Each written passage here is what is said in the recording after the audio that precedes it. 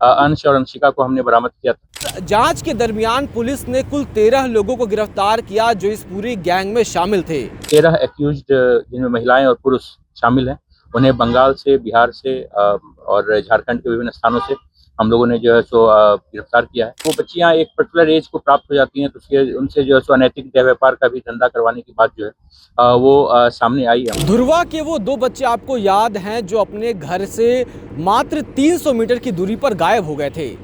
13 दिन की छानबीन के बाद वो बच्चे रांची के सटे हुए जिले रामगढ़ से बरामद किए गए। हालांकि परिवार से मिलने के बाद मामला खत्म नहीं होता है, बल्कि यहीं से जांच की शुरुआत शुरू होती है। इन बच्चों के मिलने के बाद पुलिस को ये मालूम चलता है कि इन बच्चों का अपहरण किसी आम लोगों ने नहीं बल्कि एक पूरे गिरोह ने किया था। उस गिरोह की जड़ें केवल झारखंड नहीं बल्कि झारखंड के पड़ोसी कई राज्यों में फैली हुई थी। पुलिस ने उसके बाद छानबीन को आगे बढ़ाया। पुलिस वेस्ट बंगाल, झारखंड, बिहार, उड़ीसा और यूपी तक पहुंची और इस जांच के दरमियान पुलिस ने कुल 13 लोगों को गिरफ्तार किया जो इस पूरी गैंग में शामिल थे। इस गैंग का मुख्य उद्देश्य उन बच्चों का अपहरण करना था जो अनाथ हैं, जिनके सर पे उनके माँ बाप का साया नहीं है, जो बच्चे घर से बाहर बेपरवाह घूम रहे हों। उन बच्चों का अपहरण कर ये गिरोह के लोग उनसे भीख मंगवाते थे, उनसे चोरी डकैती करवाते थे और छोटी मोटी पॉकेट मारी, इस तरीके की जो आपराधिक घटनाएं हैं वो करवाया करते थे। वहीं जो लड़कियां थी उनसे और भी कई घिनौने काम ये गिरोह के लोग करवाया करते थे। इसे लेकर के रांची पुलिस ने झारखंड के आसपास के कई राज्यों में छापेमारी की और कुल 13 लोगों को गिरफ्तार किया। इस गिरफ्तारी के दौरान और इस पूरे अभियान के दौरान पुलिस ने 12 बच्चों को भी बरामद किया जिन्हें इस गैंग ने पकड़ रखा था, जो अगवा किए गए थे। इसको लेकर के पूरी जानकारी आज रांची के एसएसपी ने दी है और इस पूरे मामले का उद्भेदन पुलिस ने कैसे किया, कैसे पुलिस ने छापेमारी की, इन चीज़ों को लेकर के जानकारी दी है। पहले आप वो सुनिए।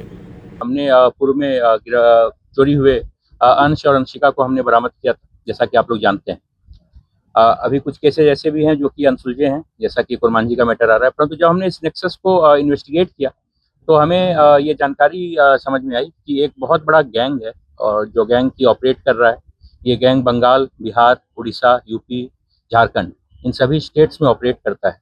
और इस गैंग का मोडस ऑपरेंडी इस तरीके का है कि ये लोग ऐसा ट्राई करते हैं कि उस प्रकार के बच्चे जो कि समाज के अत्यंत ही गरीब तबके से आते हैं, जिनके माँ बाप के पास लीगल अवेयरनेस नहीं है या जो पुलिस को अप्रोच नहीं कर पाते हैं, उस तरीके के ये गैंग क्या करते हैं, उस तरीके के जो बच्चे ने जहाँ पे भी मिलते हैं अनअटेंडेड, बिना गार्जियन के, ये उन बच्चों को का अपहरण कर लेते हैं और अपहरण करने के बाद ये उन बच्चों को अपने साथ रखते हुए उनसे विभिन्न प्रकार के गलत काम जो है, असंवैधानिक और इलीगल काम जो है वो करवाते हैं, जैसे चोरी हो गई, पॉकेटमारी हो गई।